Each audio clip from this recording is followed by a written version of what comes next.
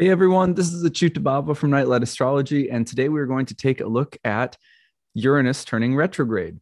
Now, usually I don't spend a lot of time looking at outer planets when they station direct or retrograde because it's kind of a big, long, process-oriented planet.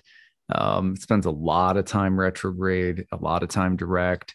It's not exactly like a Mercury or Venus or Mars retrograde, where I might usually give it a lot more attention, but one of the reasons that this retrograde is so interesting is because as it's happening, the Mercury and Mars conjunction in Virgo this week that we've been talking about is are both of those planets are hitting trines to Uranus simultaneously. So I just want to take a quick look at this today and give you a few things to think about or to watch for.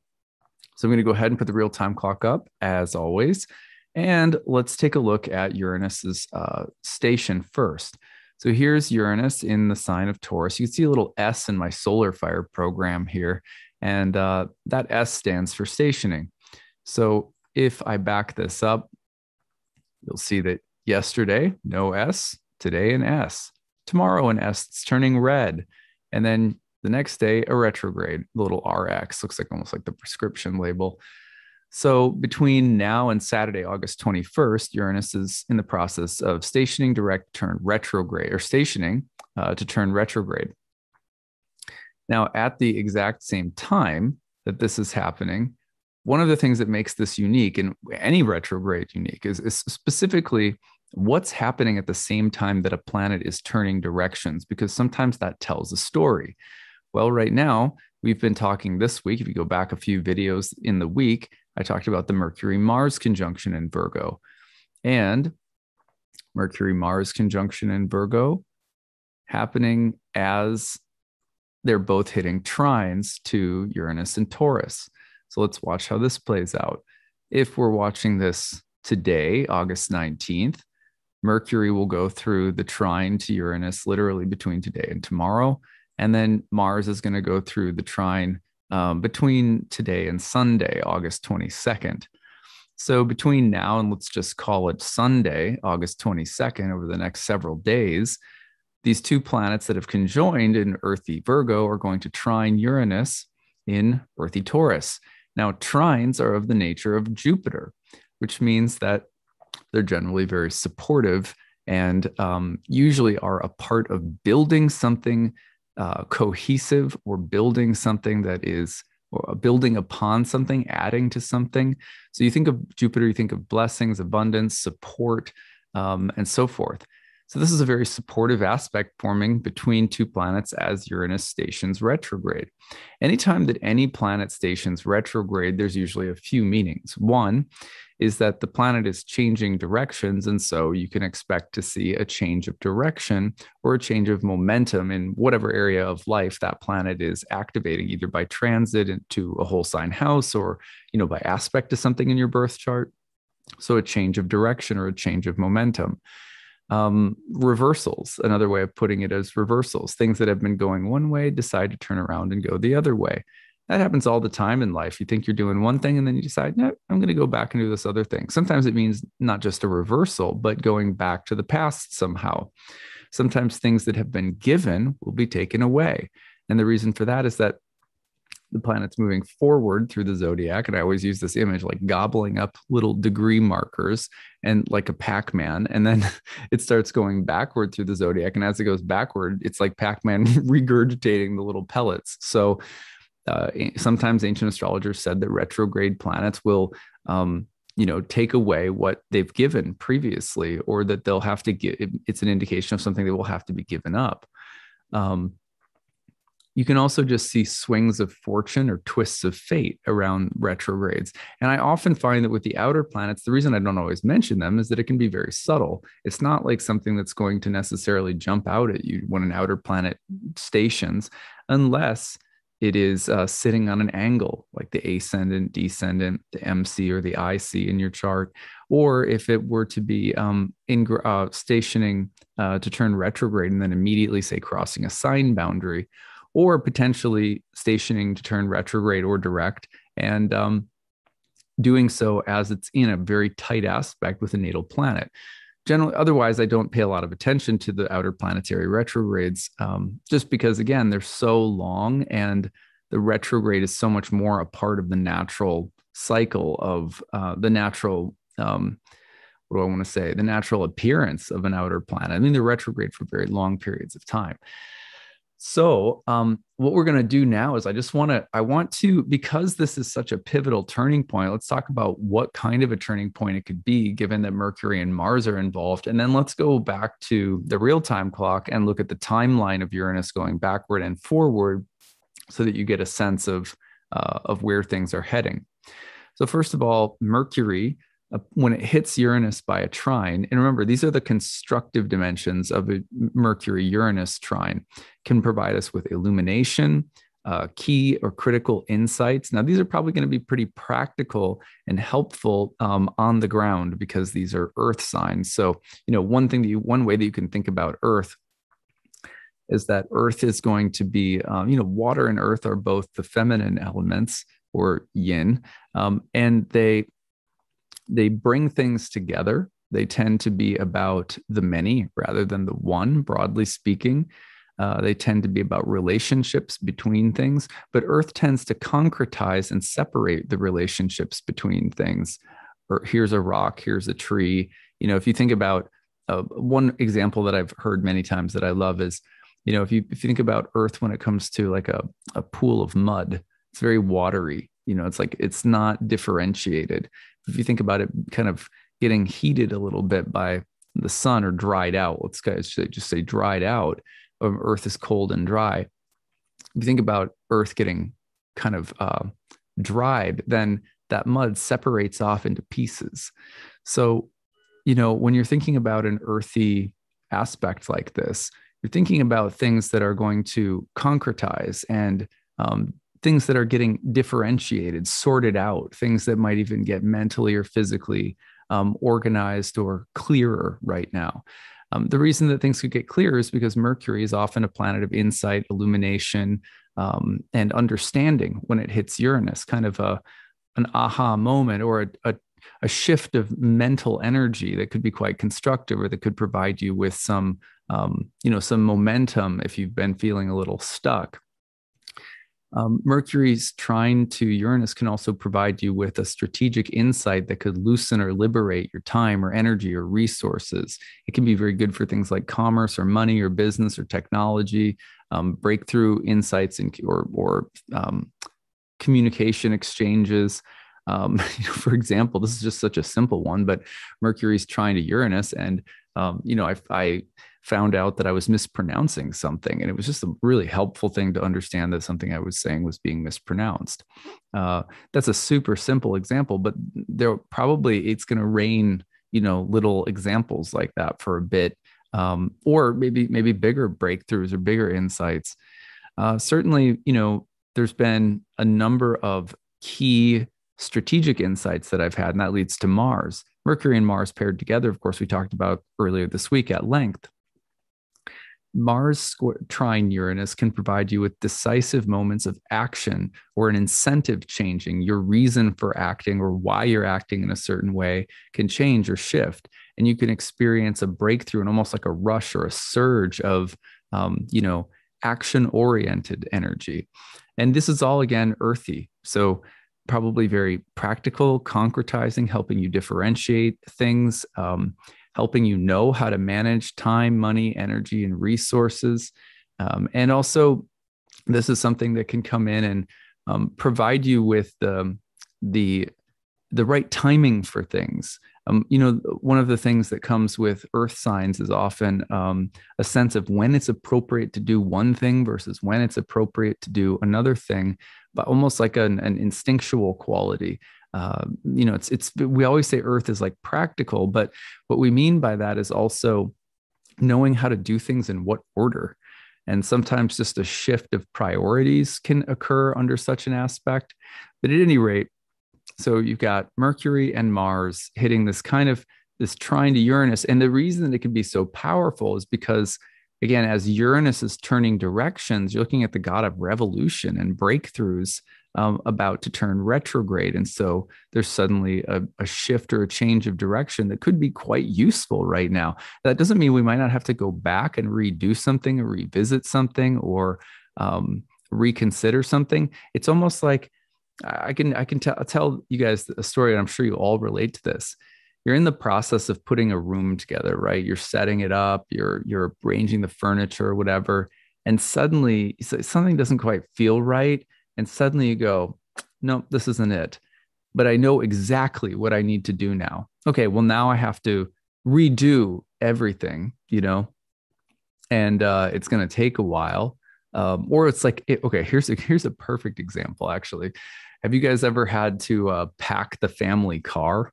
I feel like that always falls to the dad, and the dad is probably in some ways least equipped because the dad's, either the dad's going to be like manic Tetris player with the situation, or the dad's just going to be like, throwing everything in and like whatever. I guess it depends on what kind of dad you have, but let's say you're trying to pack the back of your van or something, all this furniture or all this luggage and so forth, and you get to that point where you're like, this needs to go here, aha, and then everything else will work way better. But then you have to take everything out that you've just put in. I would see this moment as something like that. The Uranus retrograde is a breakthrough, but it's also a revolution that requires a revision or a shift of direction, a change of how we're looking at something, how we're doing or approaching something. And then Mercury, Mars are also there providing us with this kind of mental and action oriented quality that's very immediate. It's like it's really amplifying what Uranus turning retrograde would mean naturally, but it's sort of putting it on steroids at the moment, because both of those planets together with an exalted Mercury and Mars are it's a powerful conjunction on its own, one of the stronger conjunctions of the year, at least according to my notes for this year. So those are the things to watch for. Now let's take a look at the way that Uranus is playing out or has played out this year and will play out after this particular transit. So here's what I'm going to do. I'm going to eliminate everything from the chart except for Uranus, just so that everybody can really see it. Okay, here we go. So we're going to go backward in time, first of all, and let's just show you how long it's been since Uranus turned direct. So here we are back in January. And in January, Uranus was stationing again, right about January 13th. So here's Uranus in the sign of Taurus stationing, and it turns direct right around January 14th into the 15th of 2021. Okay, so Uranus has been in direct motion since then. So if you want a timeline, sort of look back to roughly the beginning of this year and what kind of undertakings you've had. For example, in my own life, this Uranus direct coincided with beginning to look for a home. We were renting initially when we came to Minnesota, then we started looking for a place to live, to settle down and buy a house. Okay, so that's right as Uranus is turning direct. We're like, okay, we're moving. We're moving forward with this significant change. And this is, of course, Uranus. I'm a Taurus rising, so Uranus is in my first house. This is a very personal place to experience it. And just to give you an outline of what it might look like, you should look at the whole sign house of Taurus in your birth chart to see where the action might be. So Uranus is then going to go forward up until the present moment where it's turning retrograde. Now, how long does the retrograde last? Well, let's take a look at that. So here's Uranus going retrograde. We're going to take this all the way down to about 10 degrees. And so Uranus's retrograde is going to come all the way till about January 19th again. So we're just a little bit farther into January than we were last year. And it turns direct right around January 19th into the 20th. So between now and the new year, we're going backward in a sense. And you could just think of if Uranus has been bringing different kinds of revolution, breakthrough, and insights. Now there's a retrograde and a pulling back and a revisiting, a revising, a shift of momentum, a need to maybe integrate and go back over some things. And that'll be taking us all the way into the new year. And again, the best way to figure out what that might mean for you is going to be to look at the whole sign house of Taurus. Let's just run through the 12 houses in terms of some keywords. I'm not going to do like a full treatment here, but let's just run through it with, like Aries on the ascendant and so forth. If Aries is on the ascendant, if you're an Aries rising, then this is hitting the house of money and finances. So you can think about those areas being the areas of focus for now. If you're a Taurus rising, then it has a lot to do with self, identity, health, body, appearance, general questions about identity. Go to Gemini rising, then this is the 12th house, which has to do with those things that, are sometimes a little unconscious or in our blind spot, as well as things that may be trying to take us off course somehow. So how is Uranus acting as a teacher in the unconscious at the moment? You might think about that if you're Gemini rising. If you're Cancer rising, we're looking at groups, friends, communities. If you're a Leo rising, you're thinking about your career, work in the world, or what kinds of things you're motivated to do with your life in almost like from a professional standpoint. If you're a Virgo rising, then this Uranus shift is happening in the 9th house, which is the place of the higher mind, religion, spirituality, long distance, long journeys or pilgrimages, guiding beliefs. If you're a Libra rising, that this is the 8th house, a place where we exchange deep obligations with other people. Other people owe us things. We owe them things. The place of death and debt, and also a place that can be very much about what assets or resources other people bring into our lives or other people demand from us. All right. If we're going into Scorpio rising, this is happening in your house of relationships, marriage, sexuality. So watch for the changes there. If you're a Sagittarius rising, this is the 6th house, a place where you're often enduring something, fighting for something, dealing with sometimes with health issues. But the revolutionary activity here can be about breakthroughs that you have to sort of stomach, because this is a house that was associated with conflict and misfortune, as well as perseverance and fighting for things that you care about. So Sagittarius dealing with the god of revolution in the house of conflict. If you've got a Capricorn if you're a Capricorn rising, this is happening in the 5th house, which is a place of joy and pleasure, creativity, the arts, children, pregnancy, anything that's an asset or resource that builds joy or happiness in your life. Thinking about shifts happening in that house. If you're an Aquarius rising, this is happening in the house of home, family, roots, land, property. If you're a Pisces rising, this is happening finally, last but not least, in your 3rd house, which is a place that has a lot to do with your mind, the environment around you, your neighborhood, siblings, but anything that swims around in the environment mentally and emotionally and has some kind of impact on you, anything from technology to communication to learning to thinking to your neighbors or neighborhood. The 3rd house is called the joy of the moon. It's one of the more difficult houses to describe. It can be a little nebulous, but it, again, simplest way to explain it is that it has to do with what's in your periphery in the environment and how it's impacting you, especially on the level of mind. So that takes us full circle. So that's how you can, just kind of a refresher on where Uranus is in your chart right now so that you can make the most out of this video. And then again, just think of Mercury and Mars hitting the trine to that turning Uranus right now, and probably providing some really constructive energies and insights, but a shift or change of direction simultaneously, especially anchored in that whole sign house I just went through. So that is what I have for you. I hope that this was interesting and helpful. And I would love to hear your stories. If you have one, you can always put #grabbed into the comments section or write us grabbed at nightlightastrology.com and share your story. We will use it in a future episode potentially. We will not use your name, but don't write to us anything you don't want us sharing. We don't respond to the emails if you do write, we just catalog them.